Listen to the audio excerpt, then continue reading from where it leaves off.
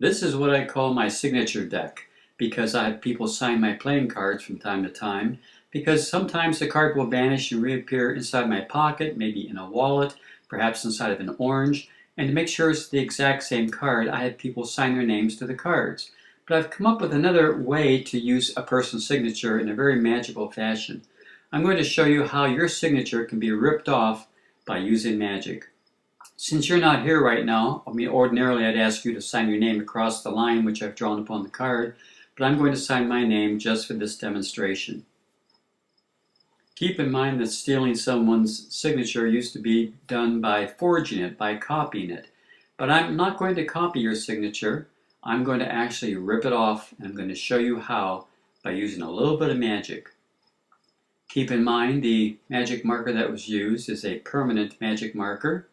It doesn't smear, it doesn't spread, it doesn't come off. It really is on the card.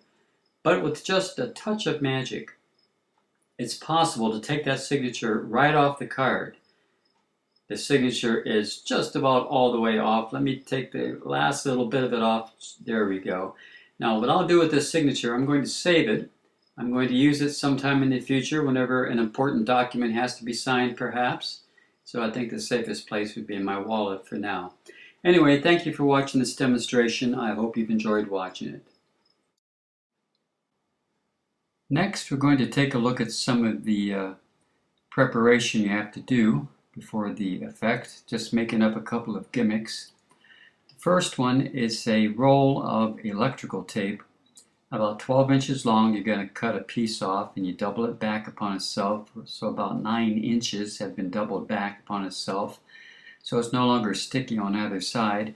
And you leave about 3 inches at the top, which will remain sticky because it has not been doubled back upon itself, making the entire strip of tape roughly about 12 inches long, although you can experiment with the length that you might need or decide upon in the end. Now this strip of tape will make several gimmicks for you. You simply cut off little strips about 1/8 of an inch in width, so that you now have what looks like could be a magic marker that's been stripped off of a playing card in the end, as you see. And remember, it's still sticky on one end for about 3 inches in length, which will come in handy. A little bit later on, we'll see how we use the sticky part of that tape. Next, take 13 cards, and cut the centers out.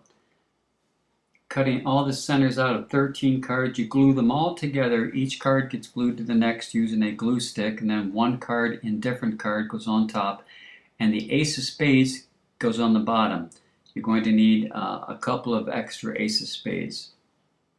One gets glued onto the bottom using a glue stick, so you end up with a packet of a solid brick of cards that is a little packet that has an opening on one side, so that's where you're going to be hiding the electrical tape. It gets hidden on the inside of that packet, so it doesn't get seen throughout the effect until it's time to see it. You're going to need a double face card, by the way, a 4 of hearts on one side, ace of spades on the other. I simply made my double face card by gluing 2 together. I think you'll probably get away with that without a problem if you want to work this effect out. So you have a 4 of hearts and an ace of spades. Notice how I stuck the electrical tape the first 3 inches down to the card, making it look like a signed, undersigned part of the signature. Next, a deck of cards with a couple of signatures on them, so you can show the signed cards.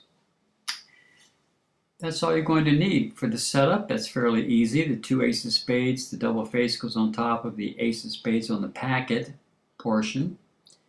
The electrical tape gets stuck down into the packet of cards, kind of zigzag it back and forth. Taking your time to get it in there. Sometimes I use a playing card to stuff it on the inside to get it way down on the inside so it doesn't stick out. And that's your setup for the packet, for the brick packet. Take an indifferent card, laying it on top of the ace of spades, then the 4 of hearts, the card you're going to have signed, then half of the rest of the deck on top and half the rest of the deck on the bottom.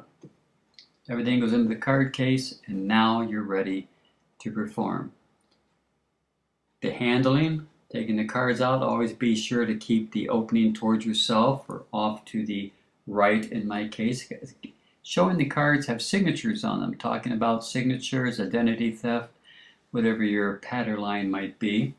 Now when you spread through the deck looking for that 4 of hearts for them to sign, asking them to sign a card, notice the indifferent card, the 10 is right there on top of the ace, so I don't spread down any further and expose those 2 aces. So I pick up the 10 of clubs and take it away on the packet that's laid on the table. I turn the packet in my hand over towards myself and crisscross them. Notice how the packet is hidden as it gets laid aside. And now I'm in position for them to sign the card. I simply draw an underscored line for them to sign the card upon.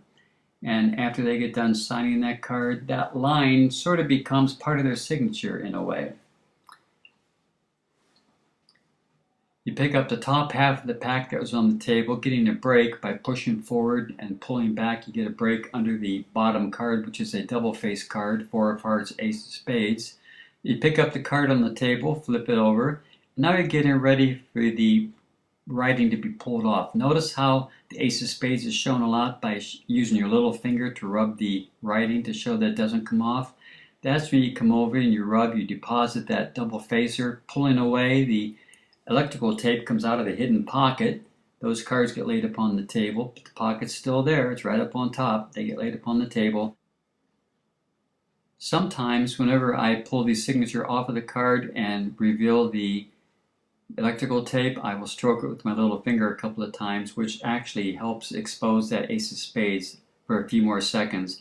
Pulling the signature off, wrapping it up, and then placing it in my pocket for a future identity theft.